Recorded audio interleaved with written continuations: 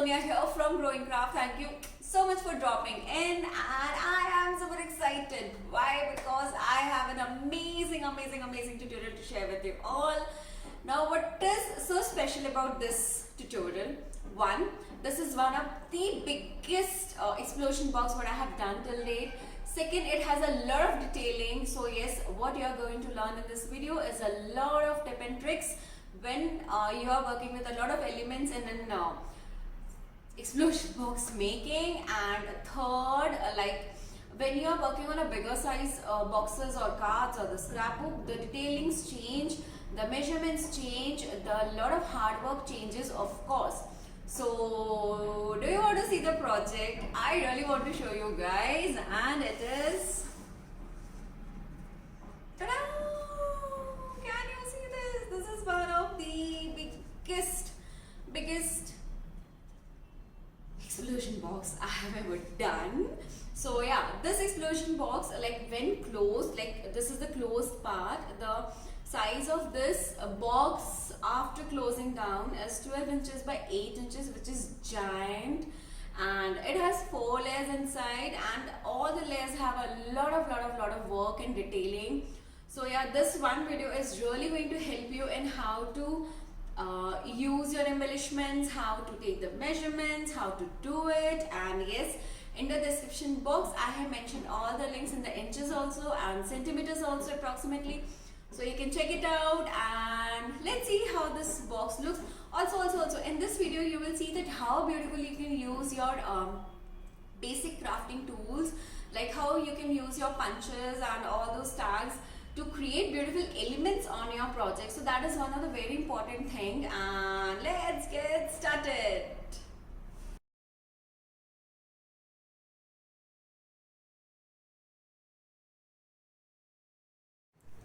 So welcome to the part 1 of our giant hexagon explosion box making. Now let me first go through what is this box all about and what does it has. So this is a giant explosion box which is of size 12 inches by 12 inches by 8 inches. The height is up till here what we have measured. Okay, now it has 4 layers as it has been already mentioned earlier, and yes, it has a lot of detailings. Now first, before opening the lid, you need to take out this band. This is a very beautiful band what we have created with paper lace, and this is how it looks. Just keep this aside, and yeah, this is a giant paper lace belt what we have created. We have even made a nice 3-layered bow here with the flower, and this is something which holds your box together in one go, and all this is like punched work. It is all included there in the kit which you must have already seen by now. Now this is the first layer what you see. Okay, now in the lid of this box we have done it in both the ways, so that when you keep your box in any direction you can see beautiful artwork. So whether you keep your box like this, or like this, or like this, you have a beautiful design all around. So it's not that you have to keep this box in one particular position. You can just rotate it and turn it around in every way, and you can see that how beautiful lace work is done on the sides also. Now for the second layer here, sorry, the first layer, these are the pattern papers with which we are going to play around in this video.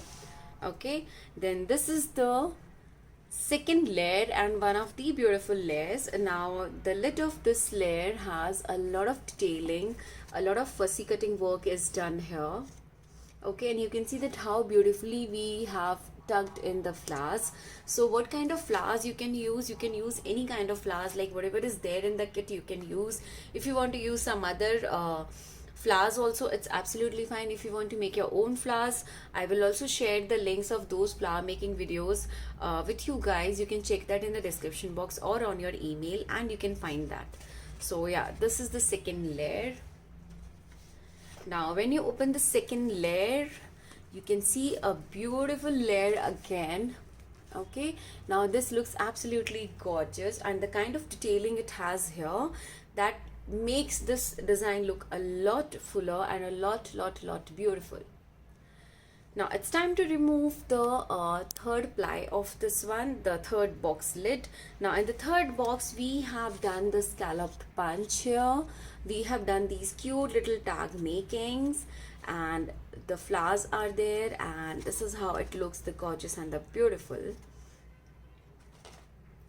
Now with the third layer, what you see, a color contrast of the pattern papers, and this is the time when we reveal the final center part. And yes, for the center lid we have this gorgeous scallop punch paper, the pattern paper, and ta-da! This is how the final piece looks like. Now let me just show you a glimpse of this one. Okay, I have already shared all the pictures at the end of the video. You can check that. And this is how this final project looks like. So this wedding album explosion box is just perfect. Now if you see it from the other side, you will be seeing this beautiful tag with a flower, and if you see it from the front side, you will be seeing this beautiful fussy cut pretty lady gown. And yes, with this, these are the 4 layers on which we are going to work. So let's get started.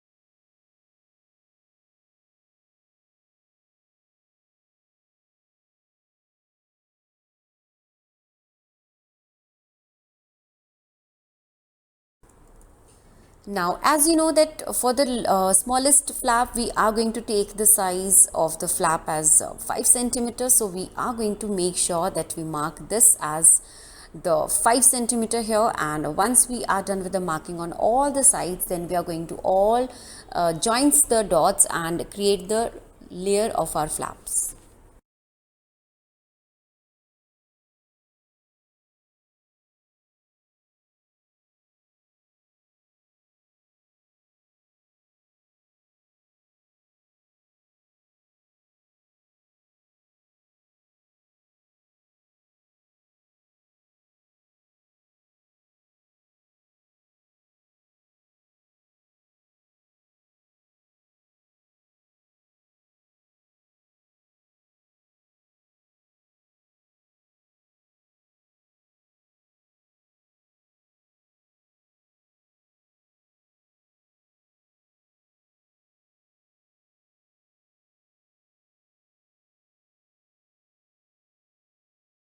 Now, after joining everything, please just mark it with a pencil the number of flaps you have, so that while cutting you do not have any of the confusions. Now, what we are going to do is we are just going to join the straight lines of inner side of our hexagon. This is going to be our base marking, which we need to score. Now, this is very important. Like I mentioned earlier also, please do make sure that you join all the points clearly and really well, so that you do not miss out on any of the points. Now, with any of your favorite scissor, you just need to cut out all the extra portions. Now, please do make sure that wherever you had mentioned the numbers, those flaps are going to be there for explosion box. Don't cut that. Now, in the same way, we are going to repeat the same process for all the remaining, the second layer of box, actually what we are going to do, because for the third and fourth layer, the biggest layer, we are going to have the additional sheets which we need to join, that you will see in the video. So right now, for the first and the second layer, you need to make sure that you do the cutting work properly, so that you do not miss out any of the parts.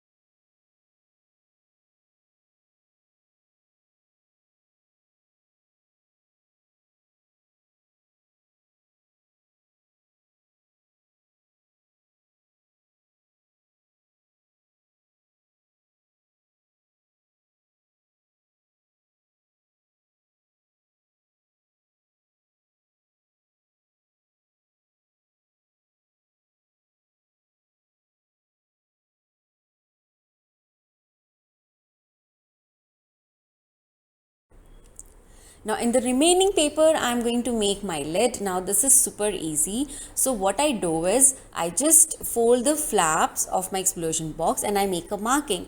Now, what happens is when you fold and you mark, you literally have around 2 to 3 mm of difference in the actual size.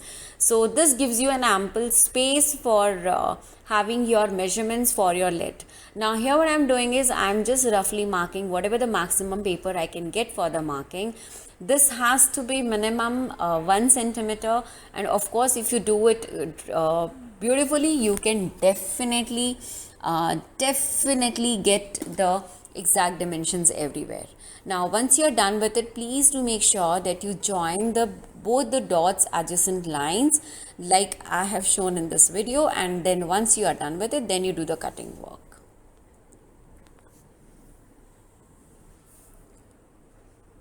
Now, before cutting, you can just mark out the areas which you need to cut. So, honestly, here in this, you do not have to cut anything. You just need to make a slit and fold it. So, the best part is going to be that you just trim down the outer design of this box. Once you are done with this paper cutting work, then you can just make a slit on alternates, and then you will get your lid, and you need to score it, you need to fold it, and you need to stick it. Now, how to make a slit? Now, if you see, I am just going to mark it with a pencil, like which are the ones I'm going to cut. So, every alternate line I'm going to cut. See, this is how it has to be done, and on every cross marking I'm cutting this. You don't have to trim out the complete paper. You just need to make a slit for making lids on all the albums. Now, with any of your scoring tool, you can score it. If you don't have a scoring tool, you can even use your scales. Even with your scales, you can do the scoring lines. It's absolutely fine.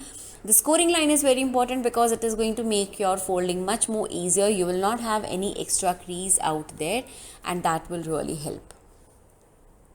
So now once this is done, you just fold it again, and then you are going to use your liquid adhesive and stick it. Now folding is very important. You need to also know like which part you are going to bring inside. So whatever the slit lines you had, you need to fold it inside, so that when you stick your explosion box from outer side, what you see is a clean and neat line of the cap.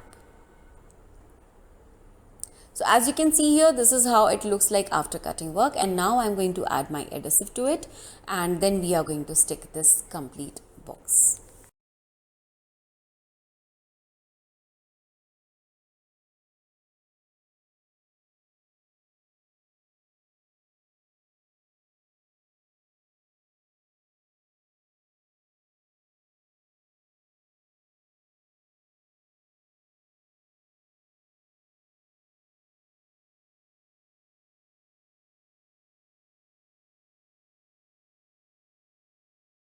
So finally my box is ready, and this is how the explosion box looks. This is the smallest layer what we have made, the layer 1. Then we are going to move on to the second layer what we need to do. Now the layer 1 and layer 2 are same, layer 3 and layer 4 are different, and you can see that how beautifully we could have the ample amount of size and gaps everywhere.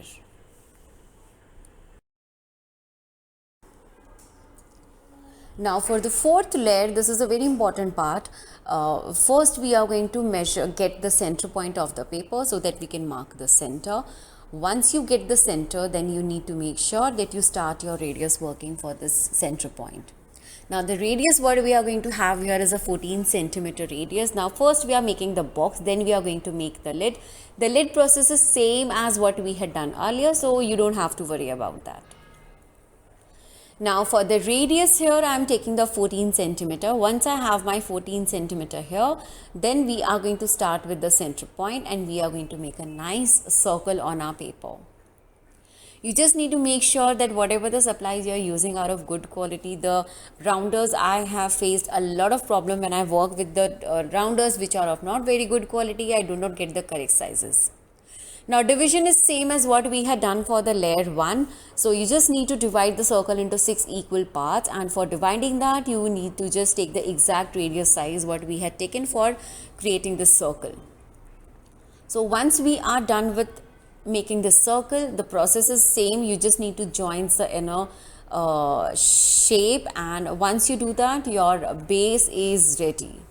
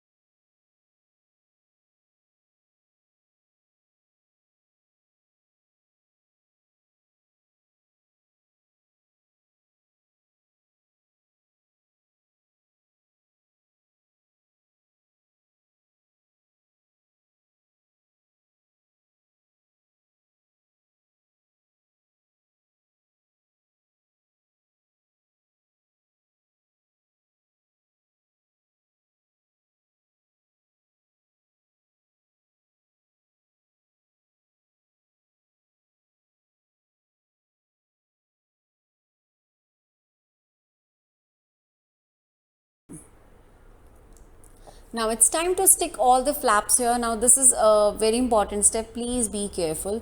Now here I'm going to start with applying my liquid adhesive. You can even use the tacky tape, whatever the mediums you want. It's absolutely fine.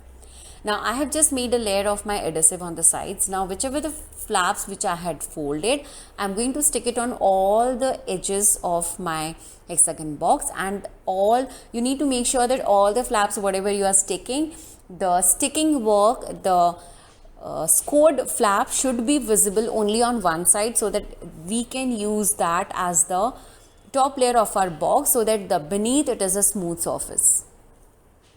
Now wherever you want, you can definitely add a little more adhesive as per your convenience. The end of the day, your project should stick well so that it lasts longer.